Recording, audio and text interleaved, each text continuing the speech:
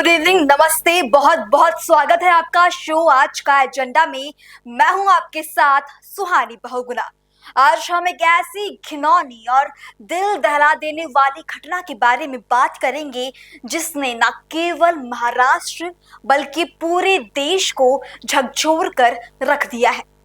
पुणे के Swargate bus depot में एक 26 साल की महिला के साथ हुई हैवानियत ने न केवल पुलिस व्यवस्था पर सवाल खड़े कर दिए हैं बल्कि समाज की स्थिति पर भी गंभीर चिंता उत्पन्न की है। इस मामले में राजनीति, प्रशासन और आम जनता सभी की प्रतिक्रिया सामने आई है और सवाल उठ रहे हैं कि क्या महिलाओं की सुरक्षा वाकई हमारे समाज की प्राथमिकता बन पाई है। पुणे के स्वारगेट बस डिपो में 25 फरवरी को एक दिल दहला देने वाली घटना घटी जब एक 26 साल की महिला के साथ दुष्कर्म किया गया। घटना उस वक्त हुई जब महिला पुणे से फलटण जाने के लिए सुबह करीब 5:45 पर बस का इंतजार कर रही थी। आरोपी दत्तात्रेय रामदास गाडे, ये उस आरोपी का नाम है जिसने महिला के साथ दुष्कर्म किया। दत्तात्रेय रामदास गाडे ने महिला से दीदी कहकर बात की और उसे ये बताया कि उसकी बस दूसरे प्लेटफॉर्म पर खड़ी है। आरोपी ने उसे एक खाली खड़ी शिवशाही एसी बस में ले जाकर घिनौनी हरकत की। बस में लाइट्स बंद थी और अंधेरे का फायदा उठाते हुए आरोपी ने इस जघन्य अपराध को अंजाम दिया।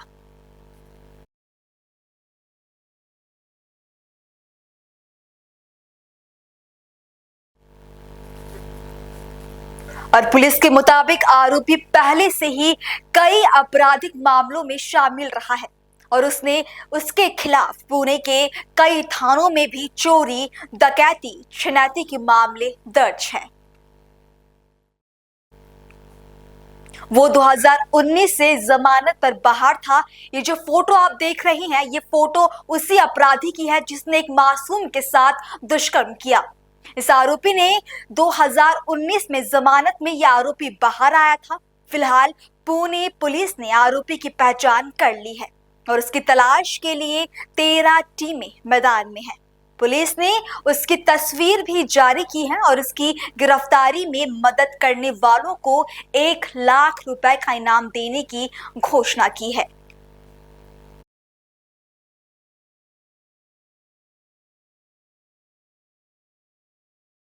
बख्शिश इसमें सीपी सर ने रिवॉर्ड इसमें घोषित किया है। जो भी इसको पकड़ के देगा या फिर इसकी इंफॉर्मेशन देगा उसको 1 लाख का इनाम दिया जाएगा। इसमें अपडेट है, क्या जानकारी है? एक्चुअली हमारी अभी 13 टीम्स है जो इसमें इन्वेस्टिगेशन कर रही है। उसका गांव है, आजू बाजू के गांव है, बस स्टैंड है, रेलवे स्टेशन है, वहाँ पर सब जगह पे हमारी टीम्स डिप्लॉय की गई है जो सीसीटीवी फुटेज और बाकी भी लोगों से बात करके इंफॉर्मेशन पे ऐसे जो भी लीड मिल रहे हैं उस पर इन्वेस्टिगेशन चालू है हमारा। हमने 1 लाख रुपए का इनाम भी इसमें जाहिर किया है। यस, इसमें सीपी सर ने 1 लाख का इनाम घोषित किया है जो भी आदमी इसमें पकड़ के देगा, क्योंकि वो वहीं पे आसपास कहीं पे घूम रहा होगा तो उसको पहचानने वाले लोग होंगे और उसका फोटो भी सर्कुलेट किया है। जिसको भी पता चल जाएगा वो अगर हमें बताता है या उसको पकड़ के देता है तो उसको 1 लाख का इनाम दिया जाएगा। रिकॉर्ड का गुनहगार है। इससे पहले कितने ऑफेंस रजिस्टर? इस पे पहले 4-5 ऑफेंसेस है। 2019 में इसने चेन स्नैचिंग के 394 के और कुछ पॉकेट मार के ऐसे कुछ इस पे ऑफेंसेस दाखिल है। ये प्रॉपर्टी ऑफेंडर है। अब अभी तक उस पे कोई बॉडी ऑफेंस नहीं दाखिल हुआ था। जी मैडम, कितनी टीम्स अभी हमारी तैनात है? 13 टीम्स अभी तैनात है जिसमें क्राइम की 8 टीम है और जोन की 5 टीम है और सभी उसके वर्कआउट कर रही है। और इस जघन्य अपराध के बाद सरकार और विपक्ष दोनों की तीव्र प्रतिक्रिया सामने आ रही है। विशेष रूप से शिवसेना और कांग्रेस समेत विपक्षी दलों ने सरकार को कटघरे में खड़ा करते हुए कड़े सवाल उठाए हैं।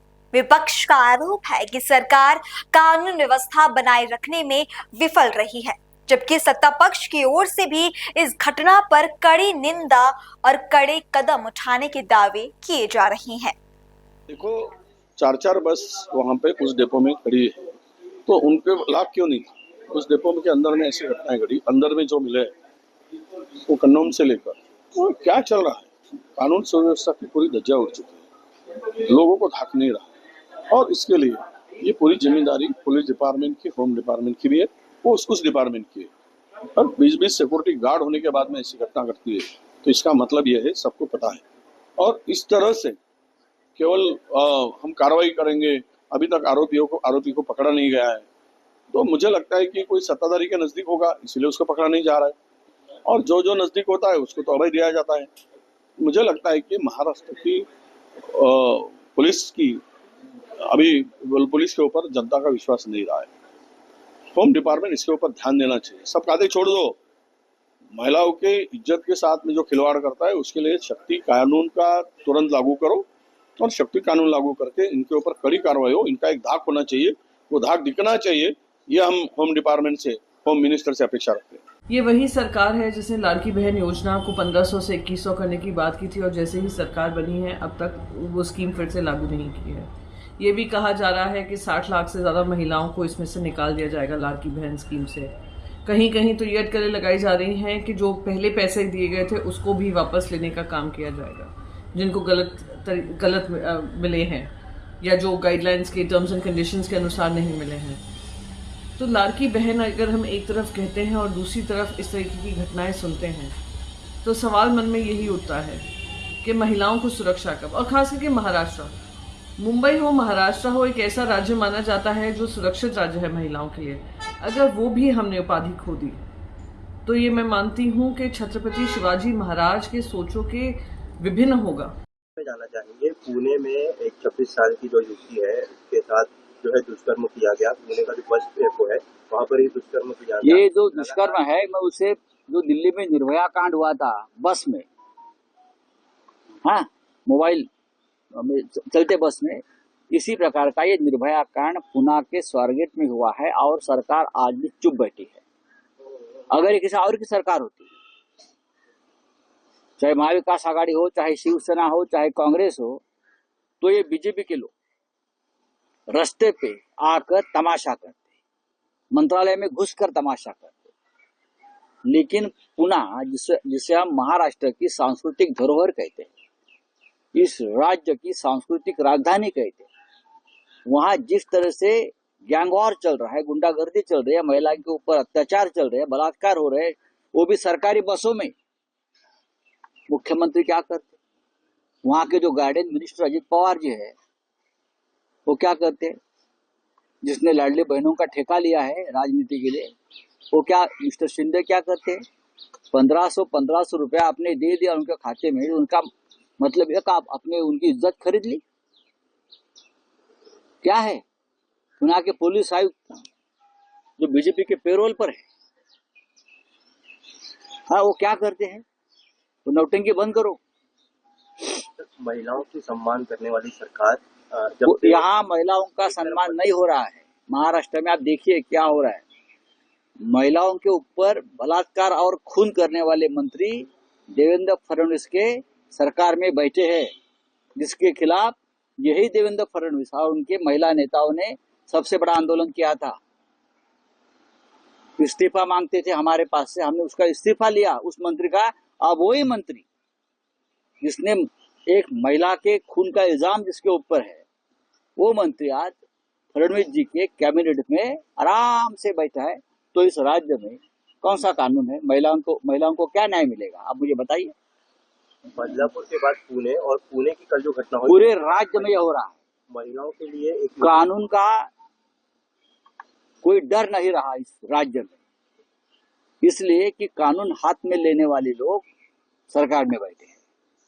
सभी गैर कानून काम करने वाले लोग सरकार में बैठे हैं, और मुख्यमंत्री अगर उनको प्रोटेक्शन दे रहे हैं, सबसे गलत काम स्टेट के लिए हो रहा है। महाराष्ट्र पुलिस का और महाराष्ट्र स्टेट के जो होम मिनिस्टर है, यानी जो सीएम है माननीय देवेंद्र फडणवीस, इनका ये फेलियर है कि गए 50 घंटे पहले जो बलात्कार की, रेप की जो घटना हुई है, उसके बावजूद वो आरोपी को पकड़ने में नाकामयाब हुए। सारी टेक्नोलॉजी यानी सीसीटीवी कैमरेज वगैरह वो होने के बावजूद अगर आरोपी नहीं मिलता है और आरोपी को पकड़ने के लिए 1 लाख रुपए का इनाम अगर घोषित करना पड़ता है, इसका मतलब बिना पुलिस या ये सारा सर्च करने में आरोपी को पकड़ने में या नाकामयाब हुआ है, फेलियर हुआ है, ये पिक्चर सामने यहाँ। तो अभी आपने सुना विपक्ष की प्रतिक्रिया। अब आपको सुनाते हैं कि महाराष्ट्र के डिप्टी सीएम एकनाथ शिंदे ने पुणे रेप केस को लेकर क्या कुछ कहा।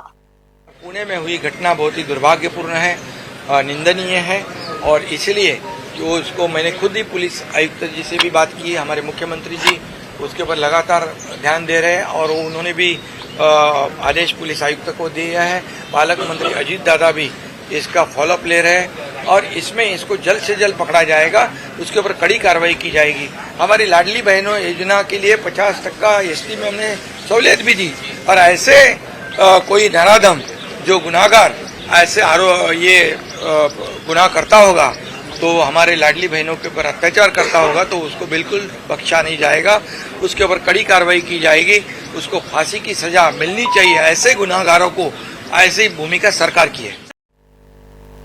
इस केस को लेकर आगे भी बात करेंगे कि कैसे पुलिस को इस मामले के बारे में पता चला, लेकिन फिलहाल रुकते हैं एक छोटे से ब्रेक के लिए।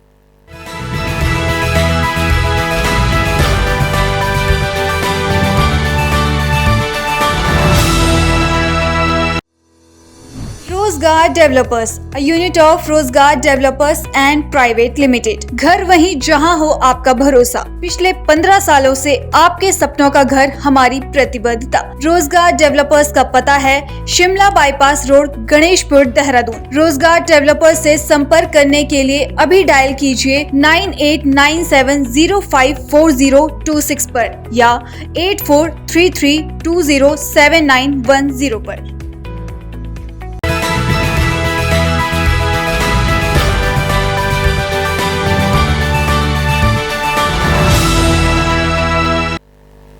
ब्रेक के बाद आपका फिर से स्वागत है। जानकारी के अनुसार घटना के बाद महिला ने तुरंत पुलिस से संपर्क किया और उसी दिन मामला दर्ज हुआ। पुलिस ने त्वरित कार्रवाई करते हुए आरोपी की तलाश के लिए 8 टीमें बनाई है। लड़की के मेडिकल रिपोर्ट में पता चला है कि उसके साथ एक बार नहीं बल्कि 2 बार दुष्कर्म किया गया। पुणे के ससून अस्पताल ने ये मेडिकल रिपोर्ट आगे की कार्यवाही के लिए पुलिस को भेज दी है। उधर मामले की गंभीरता को देखते हुए पुलिस ने स्वारगेट आगार की नियंत्रक मोहिनी डेरे से पूछताछ शुरू कर दी है। इसी क्रम में परिवहन मंडल के मंत्री प्रताप सरनाईक के आदेश पर आगर में तैनात 23 सुरक्षा गार्डों को सस्पेंड कर दिया गया है।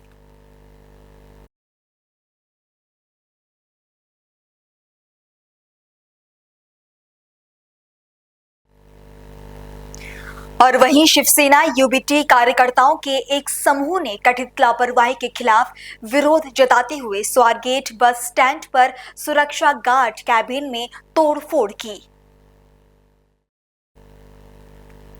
कई कार्यकर्ताओं ने सुरक्षा कार्यालय के अंदर खिड़की के शीशे और फर्नीचर तोड़ दिए, जबकि महिला कार्यकर्ताओं ने इस घटना को लेकर बीजेपी के नेतृत्व वाली महाराष्ट्र सरकार के खिलाफ नारेबाजी की।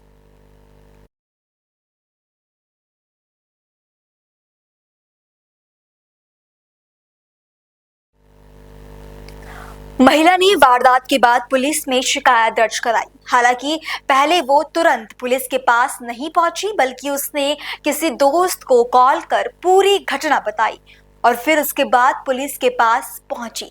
ये घटना दर्शाती है कि हमारी समाज व्यवस्था किस हद तक महिलाओं के लिए सुरक्षित नहीं है, जहां उन्हें अपनी जान की सलामती की चिंता करनी पड़ती है। महाराष्ट्र राज्य महिला आयोग ने भी इस घटना पर संज्ञान लिया और तत्काल कार्रवाई की मांग की है। स्वारगेट बस स्टैंड में जो बलात्कार की घटना हुई उसको 48 घंटे हुए हैं, अभी तक आरोपियों को जो है वो अरेस्ट नहीं हुआ है। पुलिस क्या कर रही है? मतलब इतनी बड़ी घटना होती है, यहाँ पे हजारों लोग रहते हैं, यहाँ पे हजारों महिलाएं जो हर रोज प्रवास करती है, विश्वास से प्रवास करती है, क्योंकि ये सरकार की बसेस है। 50% जो है वो टिकट में जो है वो महिलाओं को मुआवजा है। और इसीलिए महिलाएं यहाँ पे आती है। और ऐसे अगर बलात्कार की घटनाएं घटती है और अभी तक आरोपियों का अरेस्ट नहीं किया जाता है, तो मुझे लगता है ये पूरी तरह गृह विभाग जो है, होम मिनिस्ट्री जो है, कहीं ना कहीं कम पड़ रही है, पुलिस कम पड़ रही है। पुलिस ने तुरंत जो है वो आरोपी को अरेस्ट करना चाहिए। ये जो मामला है वो फास्ट ट्रैक कोर्ट में लेकर जाना चाहिए और तुरंत आरोपी को जो है वो जल्द से जल्द फांसी भी होनी चाहिए। मैम, महिला आयोग के जो कमिश्नर रूपाली साहब, उनका स्टेटमेंट ऐसा था कि महिलाओं ने अपने जो लोग हैं उन पर भरोसा नहीं करना चाहिए और प्रशासन की मदद लेनी चाहिए। आप ये स्टेटमेंट? महिलाएं अज्ञात व्यक्ति के ऊपर भरोसा करती नहीं है। ये महिला आयोग ने हमें सिखाने की जरूरत नहीं है। महिला आयोग क्या कर रही है?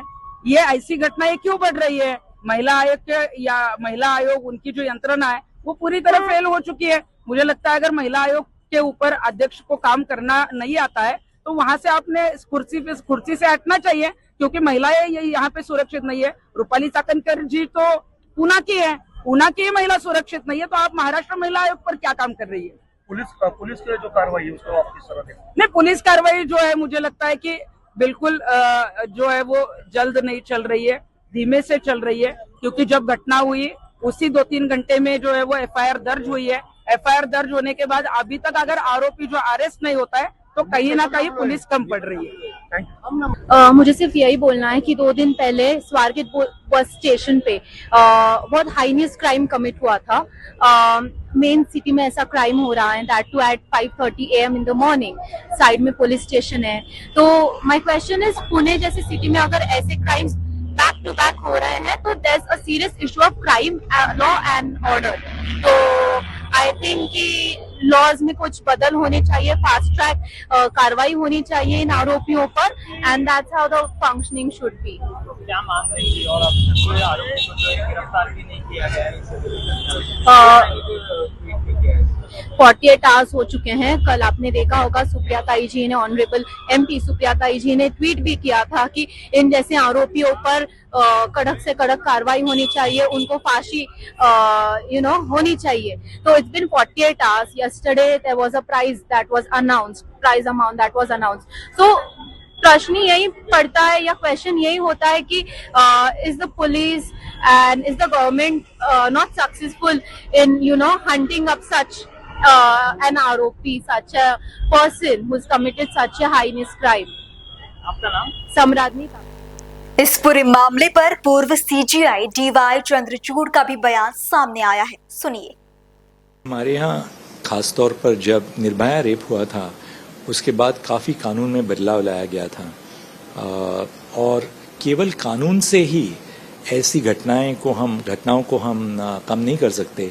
कानून के अलावा समाज पे बहुत बड़ी जिम्मेदारी है और समाज के अलावा कानून की इम्प्लीमेंटेशन होनी चाहिए और ख़ास तौर पर महिलाओं को, क्योंकि आज हम देखें समाज में तो बहुत बड़ी मात्रा में महिलाएं शिक्षा के लिए, नौकरी के लिए, अपने कार्य के लिए घर से बाहर गई हैं, बाहर दूर दूर तक काम कर रही हैं। तो हर स्तर पर महिलाओं के लिए जो कानून बनाए गए हैं उनका ढंग से इम्प्लीमेंटेशन हो ताकि सुरक्षा, जहाँ पर भी कोई महिला जाए वो सुरक्षा महसूस करे। और ऐसे जो उदाहरण आते हैं उनके खिलाफ कड़ी से कड़ी कार्यवाही करना, ढंग से इन्वेस्टिगेशन होना, जल्दी से जल्दी ट्रायल होना और जल्दी से जल्दी सज़ा होना, ये बहुत ज़रूरी है। तो न्याय प्रणाली को भी इसमें बहुत बड़ी जिम्मेदारी है। सरकार में पुलिस की प्रणाली को बड़ी जिम्मेदारी है। तो मैं समझता हूँ कि हर स्तर पर इस पर हम लोगों को बहुत गौर से विचार करना चाहिए ताकि हम एक नए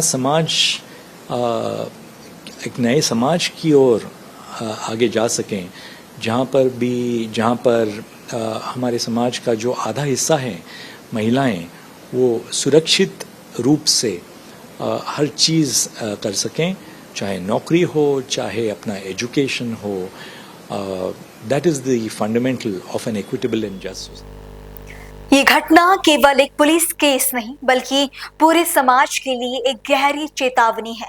महिलाओं की सुरक्षा का सवाल अब सिर्फ सरकार या प्रशासन की जिम्मेदारी नहीं रह गया, बल्कि ये हम सभी की सामूहिक जिम्मेदारी है। हमें अपने परिवेश को सुरक्षित बनाने के लिए मानसिकता बदलने की जरूरत है, ताकि कोई भी महिला, चाहे वो दिन हो या रात, बेझिझक और बेखौफ होकर बाहर निकल सके। जरूरत है कि न केवल सख्त कानून बनाए जाए, बल्कि उनका प्रभावी क्रियान्वयन भी हो। अपराधियों को कड़ी से कड़ी सजा मिले और हमारी कानून व्यवस्था इतनी मजबूत हो कि ऐसी घटनाएं दोबारा ना हो सके। समाज को भी आगे आना होगा, अपने आसपास की सुरक्षा सुनिश्चित करनी होगी, संवेदनशीलता बढ़ानी होगी और पीड़ितों के प्रति सहानुभूति रखनी होगी। फिलहाल आज के हमारे शो में बस इतना ही। आपसे फिर मिलेंगे एक नए एजेंडा के साथ। तब तक के लिए आप मुझे दीजिए इजाजत और देखते रहें पल्स 24 न्यूज। नमस्कार।